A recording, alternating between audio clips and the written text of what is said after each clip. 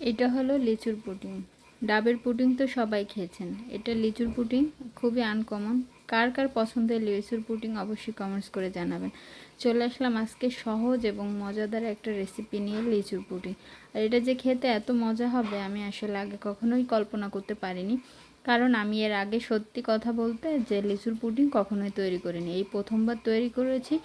একদম মানে খেতে যে এতটা অসাধারণ হবে, ঠান্ডা ঠান্ডা এই লিচুর পুডিং খেয়ে আপনি মানে ফিদা হয়ে যাবেন।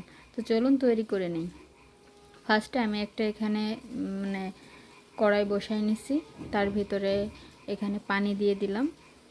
আর এই পানি দিয়েই আমি লিচুর পুডিংটা তৈরি করব। এটা খুবই ইজি আর খুব সহজ প্রসেসে আমি দেখাইতেছি, তো আপনারা অবশ্যই দেখে শিখে নেবেন। আর এখানে চিনি দিয়ে দিচ্ছি, কয়েকটা উপকরণ লাগে, বেশি কিছুর একদম প্রয়োজন হয় না। আপনারা শুধু চাইলেই কিন্তু ঘরে বসে এরকম সুন্দর সুন্দর লিচু পুডিং বলেন, আমের পুডিং বলেন, যে কোনো ফ্লেভারের পুডিং কিন্তু আপনারা তৈরি করে খেতে পারবেন। শুধু আপনাদের এর সাথে একটা জিনিস অ্যাড করতে হবে, সেই জিনিসটা হলো আগার আগার পাউডারটা বা চায়না গ্লাস, দুটার একটা ইউজ করলেই হবে।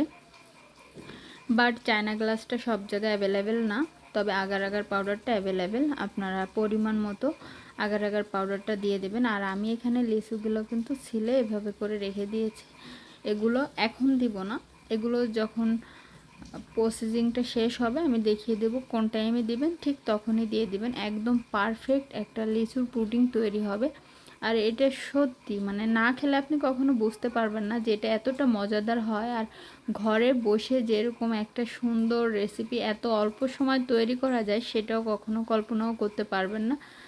যাই হোক, আমার এটা কিন্তু কমপ্লিট হয়ে গেছে। দেখেন পানি যেরকম ছিল সেরকম কিন্তু পানির মতোই রয়েছে, কোনো পরিবর্তন হয় নাই।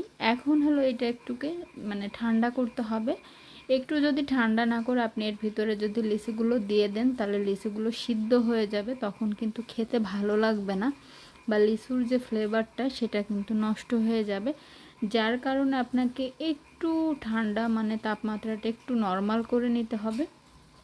যখন দেখবেন যে হালকা হালকা এটা জমাট বাঁধবে, ঠিক ওই অবস্থায় আপনি লিচুগুলোকে এভাবে সুন্দর করে সাজিয়ে দিয়ে দিবেন। মানে এই সাজানোটা আপনার ইচ্ছা মতো যেভাবে আপনি দিতে চান প্রথম। আর এটা হলো লিচুর মানে লিচু ছোলার পরে যে রসটা ছিল আমি ওটাকে দিয়ে দিলাম। আপনারা দিতে পারেন বা চাইলে স্কিপ করতে পারেন, তবে লিচির রসটা আপনারা ফেলে না দিয়ে এটার ভিতর দিলে লিচির ফ্লেভারটা আরও মনে হয় দ্বিগুণ গুণ বেড়ে যাবে। যার কারণে কিন্তু আমি লিচির যে রসটা ছিল সেটা কিন্তু এর ভিতরে অ্যাড করে দিলাম। আর লিচিগুলোকে এভাবে করে সুন্দর করে একটা একটা করে সাজিয়ে নিচ্ছি। তো অবশ্যই এখন লিচুর সিজন, অ্যাভেলেবেল লিচু পাওয়া যাইতেছে, আপনারা অবশ্যই পুডিংটি তৈরি করে খাবেন। ডাবের পুডিং থেকে হাজার গুণে বেটার এবং মজাদার হয় এই লিচির পুডিংটি। যারা এখনও না খেয়েছেন তারা একবার ট্রাই করে দেখতে পারেন। আর কেমন লেগেছে অবশ্যই কিন্তু কমেন্টস করে লিখে দিতে ভুলবেন না।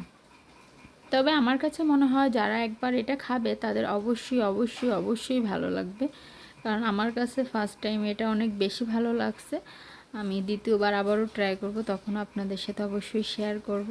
এই হলো আমি ফ্রিজে রাখার পরে এরকম একটা জমাটা বেঁধে গেছে, মানে টেক্সচার হয়ে গেছে। আপনারা বাইরে রাখলেও এটা জমে যাবে, বাট ফ্রিজে যখন আপনি রাখবেন তখন এটা ঠান্ডা হয়ে যাবে, তখন খেতে কিন্তু দ্বিগুণ মজা লাগবে এবং খুব ভালো লাগবে। আর এটা ঠান্ডা ঠান্ডা খেতেই আমার কাছে মনে হয় বেশি ভালো লাগে। এভাবে করে পিস পিস করে কেটে নেবেন। হয়তো বা পিসগুলো একটু তেড়া বেঁকা হইতে পারে, কারণ যেহেতু এর ভিতরে লিচুগুলো দেওয়া আছে সেখানে বেঁধে গেলে কাটতে একটু সমস্যা হবে। এই তো এই পর্যন্ত ভালো।